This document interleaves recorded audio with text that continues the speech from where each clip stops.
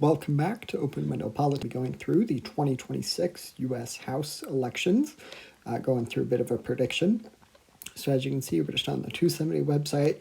Right off the bat, Democrats start at 210 seats to Republicans 206. This is, of course, without the competitive toss-up states characterized. At the moment, Republicans, of course, do hold the majority in the House. In virtually every midterm election, the party that is in power loses hold of the House, and sometimes the Senate. I think the House at the moment is far more likely than the Senate. But things are definitely looking good for Democrats. In 2018, it was really a blue wave year that, if I remember correctly, flipped like 40 House seats and resulted in a pretty sound Democratic victory and hold of the U.S. House. And I am not sure it'll be quite that level in 2026, but I do think, if I were to call it today, that it would probably result in a Democratic victory. There are fewer competitive seats this time around than in 2018. We've seen gerrymandering really from both parties. We've seen it started out with Texas. As you can see, those districts kind of slice in small parts of the metro, of the urban areas, and then combine them with a bunch of rural areas to kind of make it so it's a Republican district.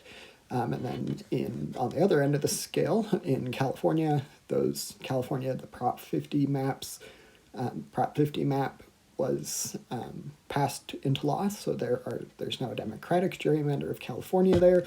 Generally, the northern part of California there is not Democratic.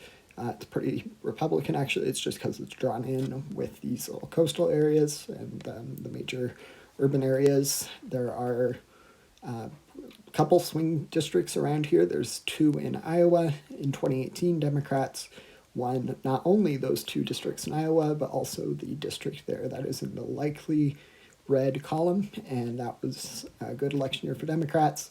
It looks like there are two in Arizona, a couple in Texas, or one or two in Texas, and then one or two in California. There's one of the more competitive seats, the one in Wisconsin there. That district is definitely going to be an interesting one to watch. There are also going to be some competitive districts in Pennsylvania, throughout the East Coast, New Jersey, New York, and those will be interesting to watch. But in general, if I were to call it today, I do think it would be a pretty decisive Democratic victory. We can characterize some of these districts. So I do think that these two in Iowa would most likely end up in the Democratic Party's column, and because they both went in 2018 to Democrats. Like I mentioned, even that likely district also switched to the Democrat, and so that brings us to 212, so Democrats would need 6 of the competitive seats to get the House majority, and that is fairly easy. There are also definitely a possibility that Democrats can win over some of the, looks like there's only 4 of them, some of the lean Republican races and districts. So definitely a possibility that some of those flip. Of course, it could go the other way around too. Right now, 2026 is just shaping up to be a good year for Democrats, as midterms usually go, for the party that is not in control of power. So that is going to be 212, a couple other seats. The Democrats actually just do get to flip one from, well, a couple, but the district there in Omaha, Harris even won that district, and so it is not too surprising that a Democrat will be able to win it on the House level for this seat in Congress. But we can go into the metro areas here near New York. If we can zoom into those.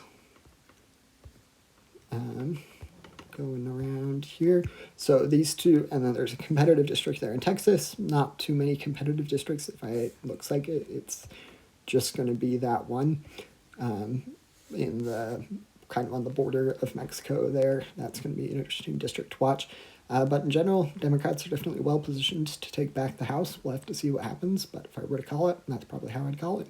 Feel free to let me know if you have any questions. Don't forget to like and subscribe. Thanks. Bye.